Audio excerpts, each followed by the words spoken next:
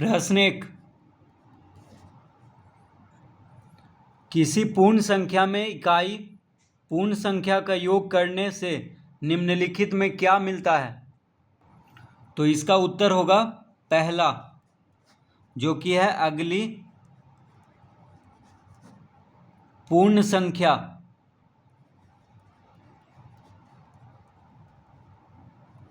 तो कह रहा है किसी पूर्ण संख्या में इकाई, यानी इकाई मतलब क्या होता है? एक।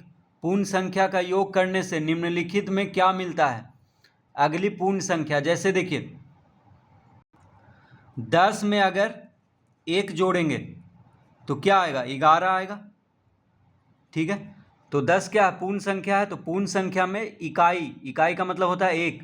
तो पूर्ण संख्या में 1 जोड़ने पर 11 आ जाएगा, यानी अगली पूर्ण संख्या आएगा। तो 10 के बाद क्या होता है? पूर्ण संख्या 11। तो किसी भी पूर्ण संख्या में 1 जोड़ने पर, यानी इकाई जोड़ने पर, इकाई मतलब 1 होता है, तो किसी भी पूर्ण संख्या में 1 जोड़ने पर क्या आता है? अगली पूर्ण संख्या। तो इसका उत्तर क्या होगा? अगली पूर्ण संख्या। दूसरा, यदि a और b दो पूर्ण संख्याएं हो तो किस नियम के आधार पर निम्नलिखित कथन सत्य है? तो देखिए a प्लस बी बराबर b प्लस ए। तो कह रहा है यदि a और b दो पूर्ण संख्याएं हो तो मान लेते हैं, तो लिखेंगे माना a बराबर 5 है, b बराबर है 4। ठीक है, तो a बराबर 5 मान लिए, b बराबर 4 मान लिए। तो 5 और 4 क्या होगा? 9। तो 5 को 4 के साथ जोड़ें या 4 को 5 के साथ जोड़ें, उत्तर क्या आएगा? 9 आएगा दोनों का। तो a प्लस बी बराबर b प्लस ए होता है जोड़ में, यानी जोड़ में ये कौन सा नियम हुआ? यानी क्रम को बदल रहे हैं। जैसे 5 यहाँ पे पहले लिखा हुआ है और यहाँ पे 5 को बाद में लिख दिए हैं, तो क्रम को बदल दिए हैं। 5 प्लस 4 को लिख दिए, 4 प्लस 5। उत्तर तो दोनों का 9 ही आएगा, लेकिन क्रम बदल दिए हैं। तो इसको कहते हैं योग का, इसको कहते हैं योग का क्रम विनिमय नियम। इसको कौन सा नियम कहते हैं? योग का क्रम विनिमय नियम। तो इसका उत्तर इसको ये लिख देना है, यानी a प्लस बी बराबर b प्लस ए कौन सा नियम हो गया? योग का क्रम विनिमय नियम।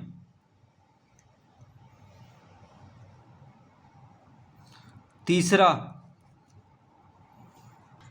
निम्नलिखित में खाली स्थान को भरिए तथा उस नियम का नाम लिखिए जिसके आधार पर आपने इस रिक्त स्थानों की पूर्ति की है। तो तीसरा में है 6 प्लस रिक्त स्थान बराबर 9 प्लस 6। अब देखिए 6 में कितना जोड़ा जाए कि 9 प्लस 6 के बराबर हो जाए? तो 6 में 9 जोड़ेंगे तभी 6 प्लस 9 बराबर 9 प्लस 6 होगा।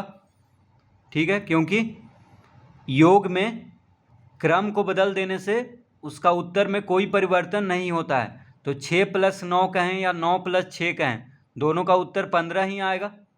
तो इसको कौन सा नियम कहते हैं? इसको कहते हैं योग का क्रम विनिमय नियम। तो यहाँ पे लिख लेते हैं योग का क्रम विनिमय नियम। तो इस नियम को कौन सा नियम कहते हैं? योग का क्रम विनिमय नियम, क्योंकि योग में क्रम को बदल देने से उत्तर नहीं बदल जाता है, यानी उत्तर बराबर ही रहता है क्रम को बदल देने से भी।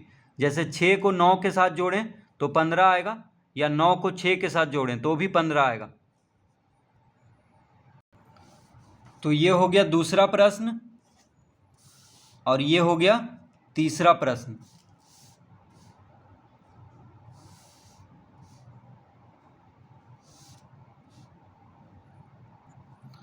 प्रश्न चौथा, 12 प्लस 16 प्लस 13 बराबर 12 प्लस 16 प्लस 13, यह कथन किस नियम के अनुसार सत्य है? तो देखिए क्या है 12 प्लस 16 प्लस 13 बराबर 12 प्लस 16 प्लस 13। तो यहाँ पे क्या कह रहा है, तो 12 को 16 और 13 या तीनों जोड़ में है, तीनों को जोड़ना है, लेकिन 16 प्लस 13 को कोष्टक के अंदर बंद कर दिया है। यानी इसका मतलब हो गया कि 16 प्लस 13 को पहले जोड़ना है, फिर जो आएगा उसको 12 के साथ जोड़ना है। अब यहाँ पे क्या कह रहा है, यहाँ पे 12 और 16 को कोष्टक के अंदर बंद किया है, इसका मतलब ये दोनों को पहले जोड़ना है, फिर जो आएगा उसको 13 के साथ जोड़ना है। तो कोई फ़र्क नहीं पड़ेगा, चाहे ये दोनों को जोड़ करके, तो 16 प्लस 13 यानी 16 और 13 को जोड़ेंगे तो जो आएगा उसको 12 के साथ जोड़ना है। यहाँ पे 12 और 16 को पहले जोड़ना है क्योंकि कोष्टक के अंदर है, फिर जो आएगा उसको 13 के साथ जोड़ना है। तो दोनों का उत्तर बराबर ही आएगा। तो इसको कौन सा नियम कहते हैं, तो इसको कहते हैं योग का साहचर्य नियम। तो इसका उत्तर होगा योग का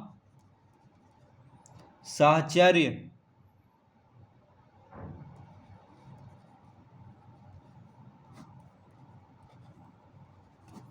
यानी दूसरा ऑप्शन जो है वह सही होगा।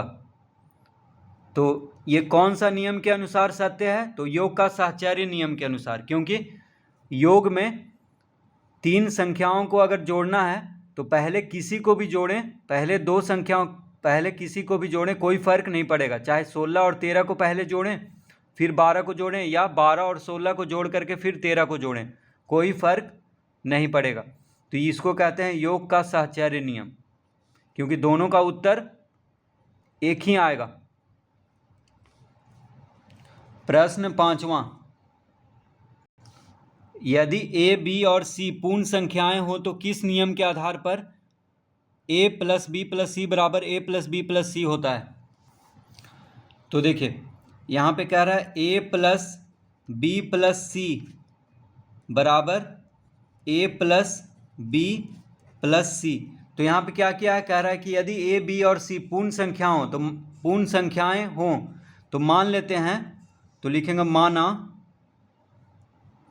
ए बराबर 2 मान लेते हैं, बी बराबर 1 मान लेते हैं और सी बराबर 3 मान लेते हैं। उसी तरह यहाँ भी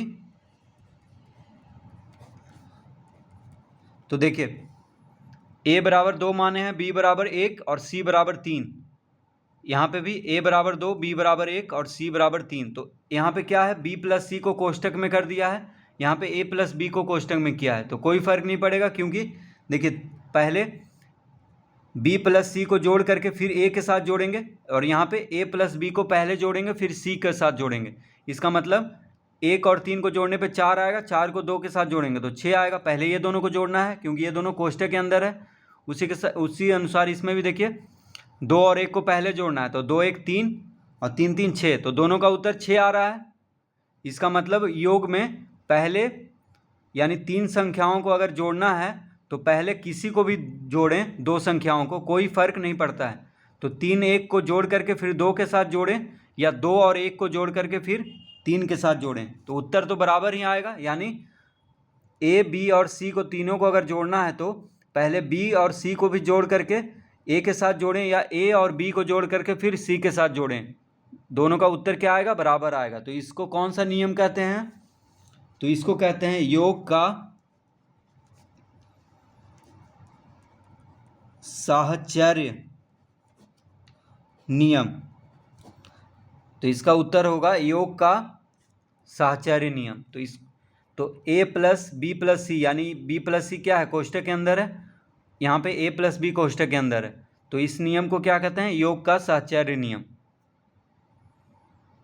इसका मतलब हुआ कि 3 संख्याओं को अगर जोड़ना है तो पहले हम किसी भी 2 संख्याओं को जोड़ सकते हैं, कोई फ़र्क नहीं पड़ेगा उत्तर में, चाहे 1 और 3 को पहले जोड़ें या 2 और 1 को पहले जोड़ें।